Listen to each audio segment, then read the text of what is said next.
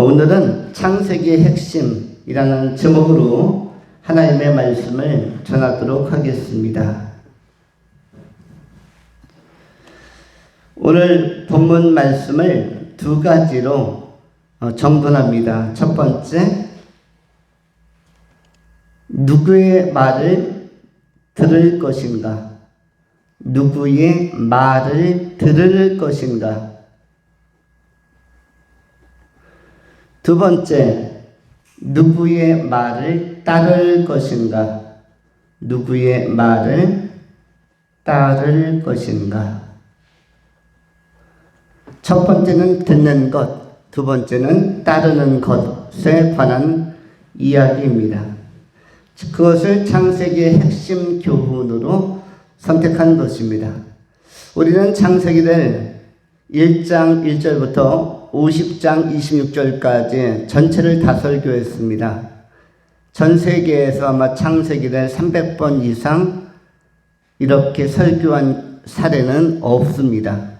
우리 삶의 교회가 두 가지 특성을 갖는다면, 코로나 기간에도 2년 동안 예배를 한 번도 빠뜨리지 않았고, 그 다음에 식찬을 빠뜨리지 않았고, 동시에 수련회를 빠뜨리지 않았고, 이것은 세계에서 유일한 기록, 기네스북에 오를 수 있는 기록을 우리 교회가 가지고 있고, 또 한 가지, 설교를 하되 창세기를 300번에 걸쳐서 300번 이상, 아마 400번 가까이 될지도 모르겠습니다만, 이렇게 하나하나 세세하게 설교한 경우도 사례가 없습니다. 오늘 우리가 그런 측면에서 말씀의 혜택을 받는 교회요, 말씀의 혜택을 받는 성도요, 또 하나님의 사랑을 특별히 받는 성도라는 거룩한 부르심의 자긍심을 가지고 기쁘게 하나님을 섬긴다면 또 이번 인생이 의미 있는 삶의 여정이 될 것입니다. 오늘 남은 시간에는 창세기를 다 마무리하고 이제 핵심적인 본문만 두 번 정도, 주일 오후 또 수요일 예배 이렇게 해서 다시 한번 점검하면서 창세기를 마음에 새겨두려고 하는 것입니다. 그 가운데서 오늘 창세기의 핵심 교훈은 첫 번째, 누구의 말을 들을 것인가에 관한 것입니다. 17절 말씀, 창세기 3장 17절 말씀 이렇게 기록을 합니다. 아담에게 이르시되 네가 네 아내의 말을 듣고, 네가 네 아내의 말을 듣고, 누가 누구의 말을 듣고? 네가 네 아내의 말을 듣고. 여기서 너는 아담이 되겠죠. 그렇다면 아담에게 있어서 아내는 하와라고 불려지는 사람, 또 이브라고도 불려지는 여인인데, 그런데 이 하와의 말을 듣고입니다. 하와는 누구인가? 아담에게 있어서 에덴 동산에서 처음으로 만난 배필, 정말 외로웠을 때, 인간이라는 종족이 자신 이외에는 없을 때 자기와 같은 종류의 인간, 그런데 자신과는 좀 구별되는 여성으로서, 남성이 아닌 여성으로서 다가온 하와에게 아담은 상당히 영향을 많이 받았습니다. 이 말은 뭐냐면, 여기서 아내는 영향력을 미치는 사람, 영향력을 끼치는 사람, 상당히 영향을 주는 사람이 누구인가? 아내로 표현된 것입니다. 영향을 미치는 사람의 말을 듣고 그의 정보와 제안을 듣고 아담이 결정했다는 것입니다. 그런데 하나님께서 묻는 것은, 네가 들어야 할 것은 하나님의 말씀이지, 여호와 하나님의 말씀이지 네게 영향을 미치는 사람의 말이 아니다라는 것입니다. 아담의 결정적 실수는 두 가지로 나오죠. 누구의 말을 들었는가? 첫 번째는 근원적으로 뱀의 말을 창세기 3장 1절부터 들었습니다. 그리고 두 번째는 바로 하와, 배필의 말, 영향을 주는 사람의 말을 들었죠. 첫 번째는 누구의 말을 듣고 실수했습니까? 뱀의 말을 들었습니다. 창세기 3장 1절 2절에 그런데 뱀은 여호와 하나님이 지으신 들짐승 중에 가장 간교하니라. 뱀이 여자에게 물어 이르되 하나님이 참으로 너희에게 동산 모든 나무의 열매를 먹지 말라 하시더냐. 여기서부터 시작이 됩니다. 동산 중앙에 있는 이 열매에 대해서 하나님께서 먹지 말라 하였는데 여기에 뱀이 계속적으로 첨언해서 부연 설명을 합니다. 3절에 동산 중앙에 있는 나무의 열매는 하나님의 말씀에 너희는 먹지도 말고 만지지도 말라 너희가 죽을까 하노라 하셨느니라. 그리고 뱀이 여자에게 이르되 너희가 결코 죽지 아니하리라. 이렇게 하면서 뱀이 영향력을 미치는 자로서 다가왔는데 그 영향력을 그대로 고스란히 받아들이다 보니까 달리 표현하면 사단에게 영향을 받고 있는 것이죠. 우리는 부지불식간에 의식하지 못하는 가운데 사단에게 마귀에게 영향을 받을 때가 많은 것입니다. 사단 마귀는 오늘 뱀의 모습으로 동물의 모습으로 찾아왔지만 오늘날은 사상의 모습으로 신념의 모습으로 어떤 가치관과 학설의 모습으로 또 문화적 동향의 모습으로 다양하게 세상 풍조의 모습으로 다가올 수가 있습니다. 우리가 이 첫 번째 조심해야 될 것은 사단의 음성, 사단의 속임을 조심해야 하는 것입니다. 사단은 오늘날도 다양한 모습으로 이생의 자랑, 육신의 정욕, 안목의 정욕을 포함한 세상적인 목소리를 가지고 이 시대의 또 시주를 가지고 다가오기 때문에 바울 사도도 이 세대를 본받지 말라라고 하는 것입니다. 왜냐하면 문화나 여러 가지 사상은 메시지, 소리를 가지고 있고 말과 전달하려고 하는 내용을 가지고 다가오기 때문입니다. 이런 것들은 다 영향력이 큰 것들이죠. 그러나 그런 것들에 뭘 받지 말고 영향을 받지 말고 너무 영향력 있는 것들이 우리를 혼동하게 하고 혼미케 합니다. 옛날에 북승선을 탔던 제일 동포들이 많이 있었고 일본인들이 북한에 많이 납포되어서 갔습니다. 왜냐하면 어떻게 속였기 때문이죠. 조총련 기열에서 간첩들과 또 북한에서 직파된 일본에서 활동하는 그러한 간첩들이 공작원들이 어떻게 제일동포들을 속였을까요? 북한에 가면은 지상 낙원이 펼쳐질 것이다. 김일성 동지, 김일성 주석이 수령이 통치하는 그 나라는 이 세계에서 찾아볼 수 없는 지상 낙원이다. 이렇게 속였는데 거기에 속아서 북승선을 타고 북한으로 넘어간 제일동포 또 조총련들이 많았을까요? 적었을까요? 상당히 많았고 심지어는 일본인들도 다소 포함되어서 북녘땅으로 끌려갔습니다. 그리고 거기에서 선전원으로 또 여러 가지 좋지 않은 대우를 받으면서 거기에서 착취당했는데 재능도 착취당했고 인권도 착취당하고 유린당했는데 그들이 일본 땅으로 다시 돌아가거나 대한민국 남한으로 돌아온 것은 상당히 어려운 것이었습니다. 대부분 이렇게 속이면서 다가오는데 최근에도 국정원이나 아니면 공안 경찰들이 가끔 간첩을 잡아냅니다. 작년에도 청주 간첩단이 3명 체포되어서 재판에 넘겨지기도 했는데 황장엽 이후로 최근에 김국성이라는 간첩의 총체까지 아마 한 20만 명 이상의 생활형 또 기생형 또 난파형 간첩들이 많이 활동하고 있을 것입니다. 최근에는 어떤 육군본부의 대위가 포섭당해서 간첩질을 하다가 최근에 한 3달 전에 발각되어서 또 체포된 일이 있었습니다. 이렇게 다양한 분야의 간첩들이 있다면은 이들은 처음부터 북한에서 직파된 간첩이 아니라 포섭된 간첩들이 많은데 육군 대위라고 한다면, 특별히 육군 본부 쪽에서 근무하는 대위면은 실력이 인정받는 사람이었을 것이고, 장래가 촉망되는 사람이었을 텐데, 이 사람이 어떻게 간첩의 일을 할 수 있을까? 그 사람은 뭐에 의해서 포섭당했다고 하죠? 뭘 준다는데 영향을 받았죠? 비트코인.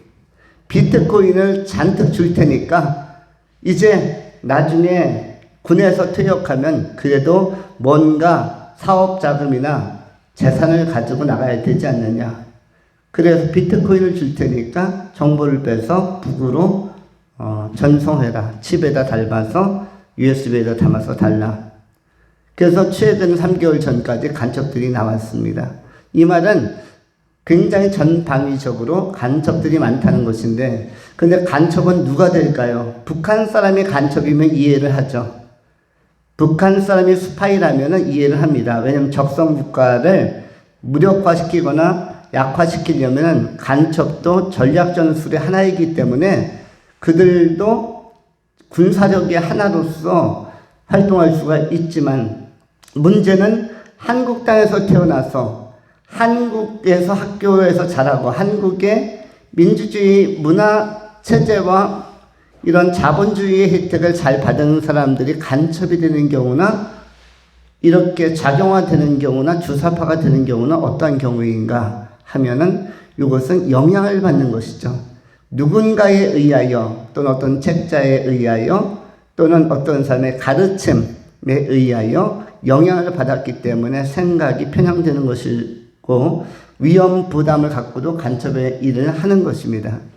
또는 약간의 물질, 비트코인이 사실은 우리에게 있어서는 가상화폐는 현실화폐가 아니기 때문에 가치에 있어서 그렇게 생명을 걸 정도의 의미나 가치를 부여하기가 어려운 화폐인 것 같은데도 불구하고 또 젊은 세대에게 있어서 비트코인은 상당히 매력적이었는지도 모르겠습니다. 이 모든 것들은 말에 영향을 받은 것이죠.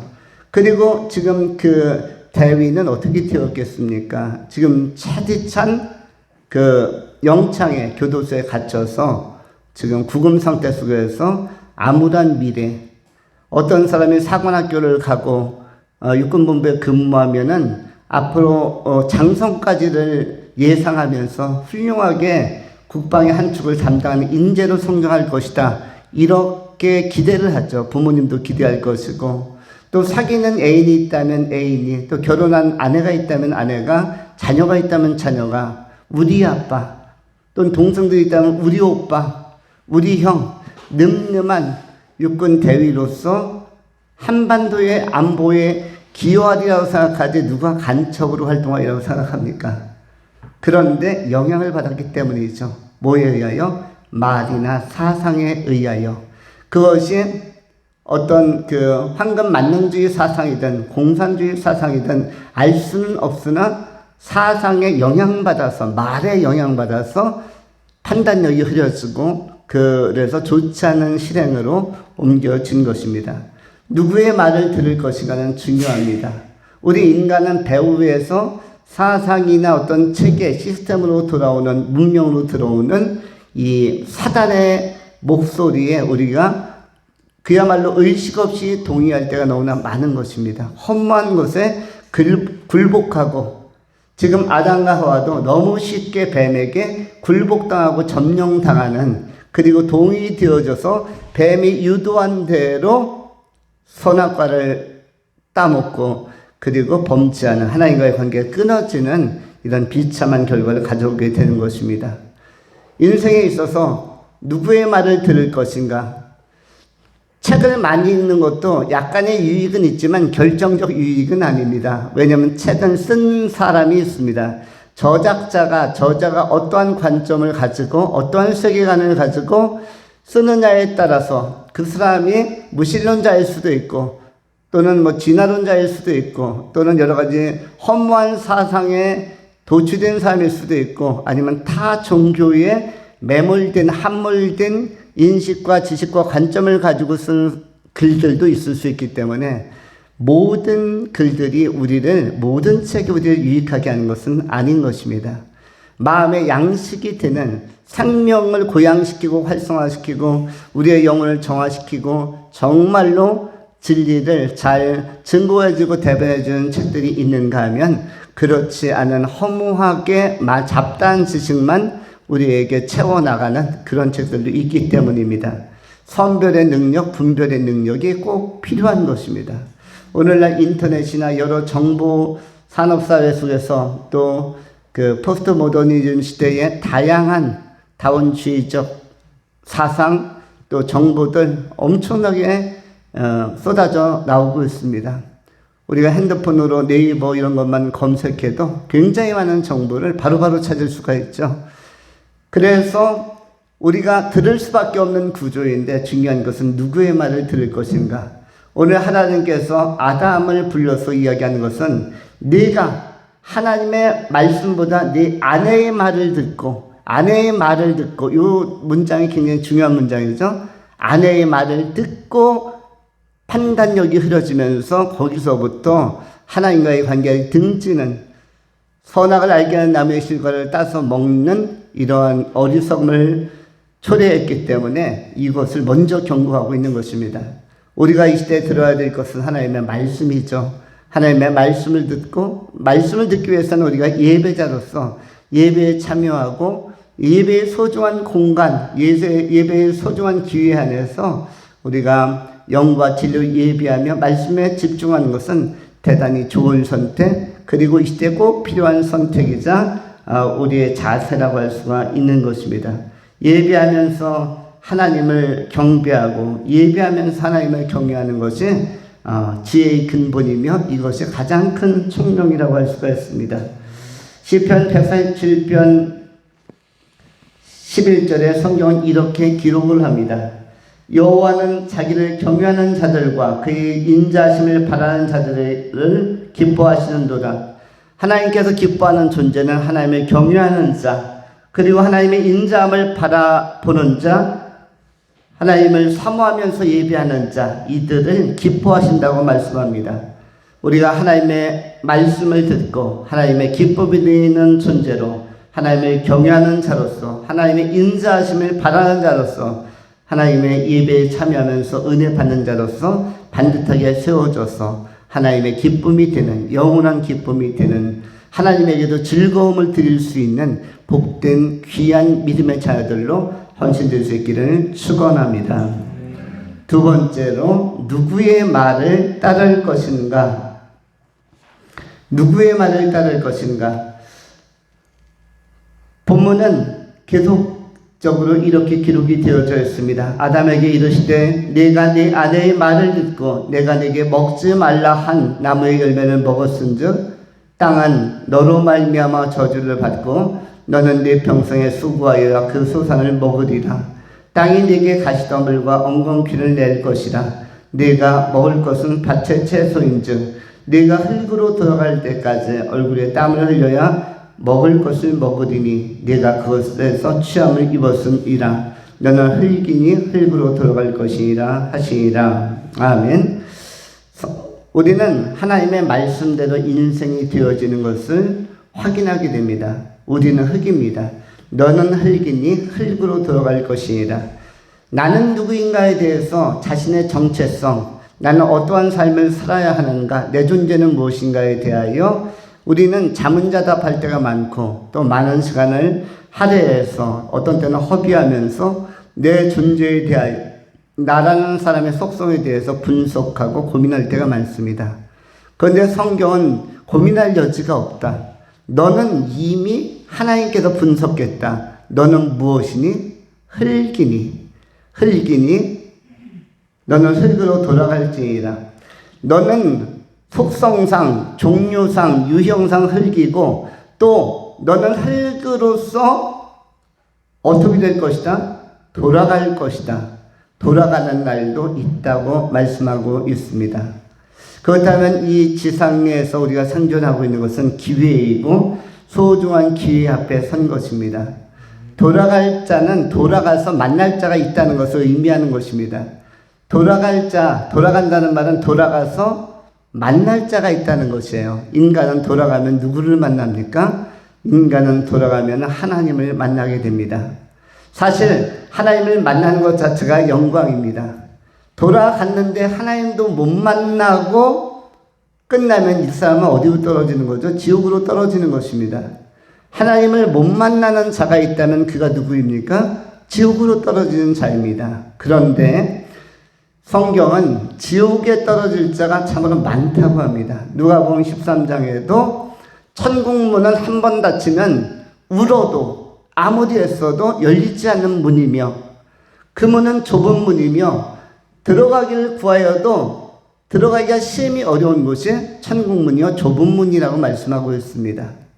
오늘 이 시대에는 그 좁고 협착하여 그 천국문을 찾는 이가 참으로 적은 시대라고도 합니다. 누가 좁고 협착하지만 이 생명문으로 들어갈 수 있습니까? 이 구원의 문으로 하나님의 말씀을 따르는 자, 말씀대로 살고 말씀의 정신, 말씀이 제시한 사상, 말씀이 이끄는 나침반대로 말씀이 제시하는 방향으로 우리가 가려고 하나님 나라 지향성을 가지고 예수 지향성을 가지고 천국 지향성을 가지고 자리하고 위치하고 바르게 반듯하게 정향 자기의 방향을 바르게 정립한 사람들, 이 사람들이 결국은 하나님의 나라 하나님의 백성으로 하나님을 만날 수 있다고 약속하고 있는 것입니다. 하나님을 만나는 것은 특권이자 하나님을 만나는 것은 축복입니다. 왜냐하면 하나님을 만나지 못하고 천국에서 배제되는 사람, 탈락되는 사람도 있기 때문입니다. 지옥에 가는 사람은 두 가지가 너무 아쉽고 억울하죠. 지상에서도 하나님 못 만났는데 지상 떠나서도 돌아가서도 하나님을 못 만나게 되는 구조.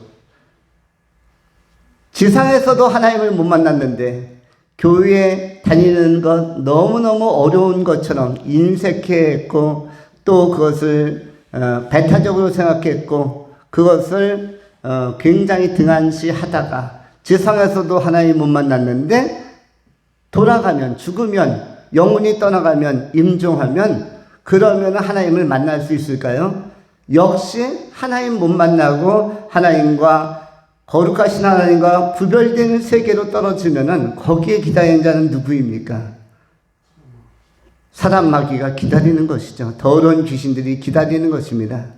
천국은커녕 천국과 전혀 관계없이 자기를 얽매여서 끌고 들어가는 곳이 지옥인데 마치 영혼이 떠남과 동시에 이들은 사람 마귀는 기다렸다는 듯이 내 영혼이 떠나길 내가 얼마나 기다렸는가.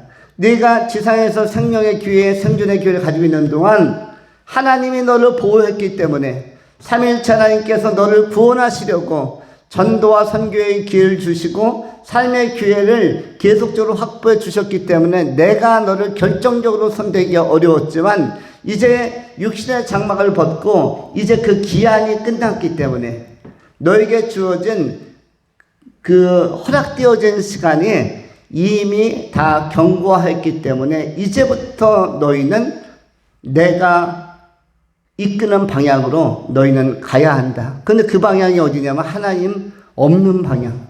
사단 마귀는 하나님 앞에 나갈 수 없는 존재요, 타락한 존재요, 죄의 덩어리이기 때문에 하나님 없는 쪽으로 끌려간다면 지상에서도 하나님 못 만나는 사람들은 어디에서도 하나님을 만날 수 없다. 지상을 떠나서 돌아가서도 하나님을 만날 수가 없는 것입니다. 이것은 굉장히 비극입니다. 우리를 창조하신 하나님 앞에 서는 것, 하나님 앞에 반듯하게 서서 하나님을 만나는 것, 하나님을 높이는 것은 최대의 행복, 인간의 최대의 가치, 축제, 기쁨인데 이 기쁨이 경험되지 못하는 것이죠. 그러나 하나님을 경외하는 사람들, 하나님 앞에 기도와 간구로 아뢰며 하나님을 추구했던 사람들은 지상에서도 하나님과 만나 하나님과 동행하고 이 땅을 떠나서 돌아가서도 어디 누구를 만나죠? 하나님을 만나는 것입니다. 그래서 하나님을 경외하고 이 땅 속에서 예비하며 기도하며 찬미하며 하나님과 동행하는 사람들은 복의 복을 더불어서 우리는 경험하고 또 받게 되는 것입니다. 시편 145편에 17절로 21절에 하나님은 이렇게 말씀합니다. 여호와께서는 그 모든 행위에 의로우시며 그 모든 일에 은혜로우시도다. 여호와께서는 자기에게 간구하는 모든 자에게, 곧 진실하게 간구하는 모든 자에게 가까이 하시는도다. 그는 자기를 경외하는 자들의 소원을 이루시며 또 그들의 부르짖음을 들으사 구원하시리로다. 여호와께서 자기를 사랑하는 자들은 다 보호하시고 악인들은 다 멸하시리라. 내 입이 여호와의 영예를 말하며 모든 육체가 그의 거룩하신 이름을 영원히 송축할지로다. 이것은 다윗이 하나님의 사랑을, 또 하나님 앞에 인간이 돌아갔을 때 어떻게 하나님께서 구원하시고 복을 주시는지를 경험적으로 간증적으로 소개한 시편의 내용 중의 일부입니다. 하나님은 자기를 경외하는 자들을 가까이 하시고 그들의 소원을 이루신다고 말씀하고 있습니다. 그러나 지상에서도 하나님과 만나지 않고 그리고 이 땅에 돌아간 상태 속에서 만나야 하나님을 만나지 못하는 사람들, 이른바 죄의 문제가 해결되지 않은 사람들은 영원히 멸하시겠다. 그들을 악인이라고 그렇게 평가하고 있습니다. 성경에서 악인은 누구입니까? 악인은 뭐죠? 악한 자가 아닙니다. 악인은 선하지 않은 자인데, 선하다라는 것은 무엇이죠? 성경에서 선하다라는 것은 누구에게만 쓰는 단어입니까? 하나님에게만, 또 선한 목자 되신 예수님에게만 선하다. 그래서 선한 분은 하나님이시다 라고 예수님께서도 말씀하죠. 선하신 하나님, 선하신 예수님을, 선한 목자 되신 예수님을 인정하는 자가 의인이고, 그 선하신 하나님을, 선하신 목자 예수를 부정하는 자, 영접하지 않는 자, 영접하는 자, 그 이름을 믿는 자들에게 주시는 하나님의 자녀되는 권세를 받지 못한 자를 악인이라고 하는 것입니다. 예수 이름을 부인하고 예수 이름을 부정하고 예수가 절대 구원자, 유일한 생명의 또 진리의 통로인 줄, 대속자인 줄 인정하지 못하는 자들을 악인이라고 하는 것입니다. 이것은 착하지 않다, 도덕적이지 않다 이런 의미가 아니라 도덕적인 악인도 있고 착한 악인도 있고 마음이 따스한 악인도 있고 선량해 보이는 악인도 있고 인상 좋은 악인도 있습니다. 최근에 우리 한국 사회 속에서, 근대사에서 또 경제 쪽에서 굉장히 유력하고 유명한 분이 세상을 떠났습니다.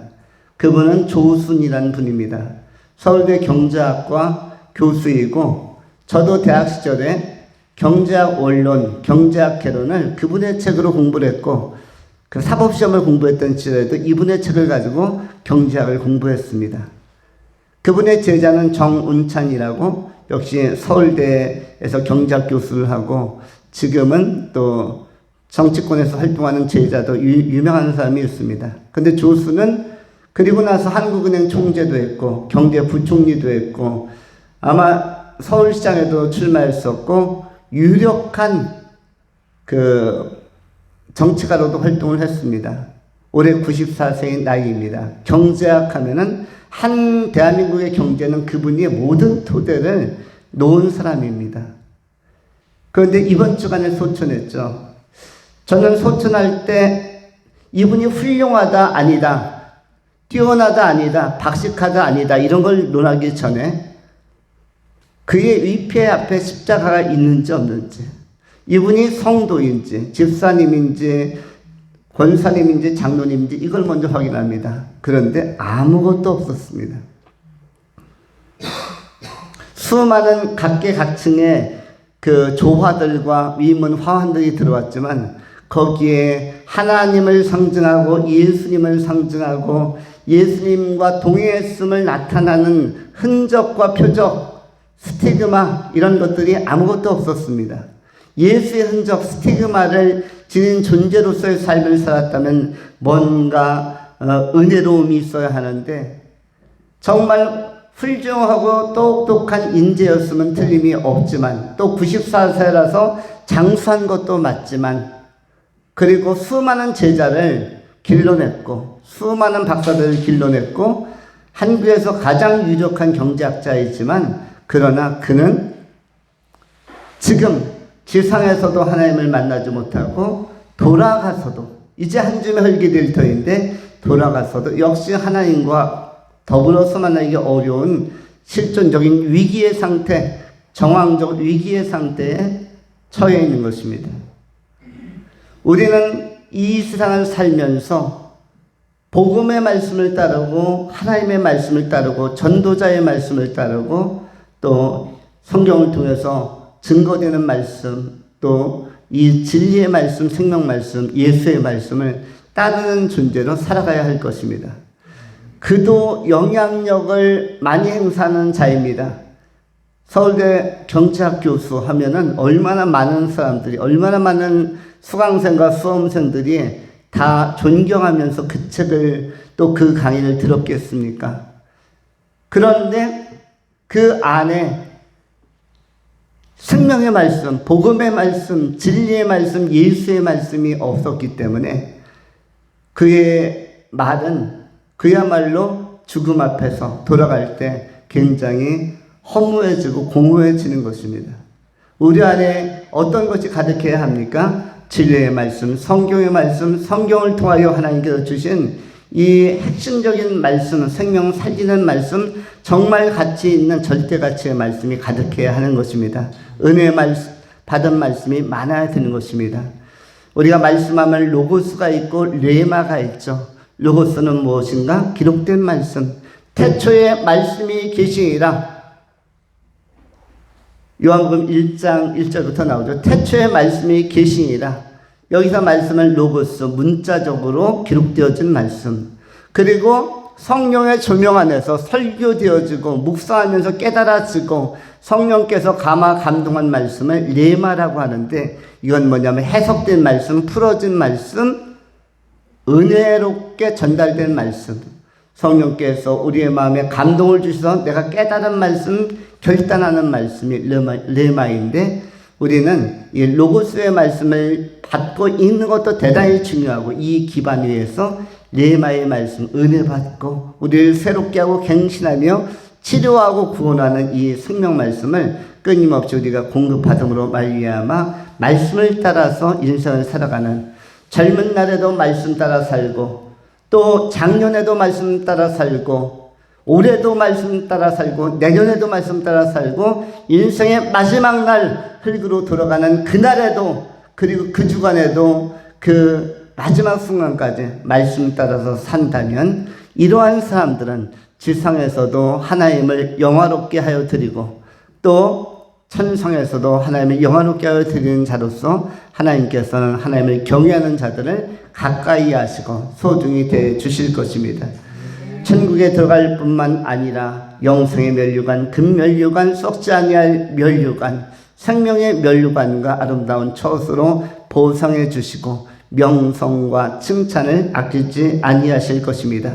착하고 충성된 종으로서 이 때에 하나님의 말씀을 따라 살아가는 그야말로 이제 장마철이 되어서 이제 물이 월요일 날도 비가 많이 온다고 합니다만 물이 흥건한 시대에 홍수가 많이 난 시대에 물이 많지만 마실 물이 없다고 하죠. 정보, 메시지, 말들이 많은 시대에 오직 생수와 같은 하나님의 말씀을 들음으로 말미암아 여러분의 내면 세계가 시원해지고 하나님의 거룩한 영으로 채워지는 하나님께 사랑받는 성급도 큰 귀한 성도님들이 다 될 수 있기를 축원합니다. 기도하겠습니다.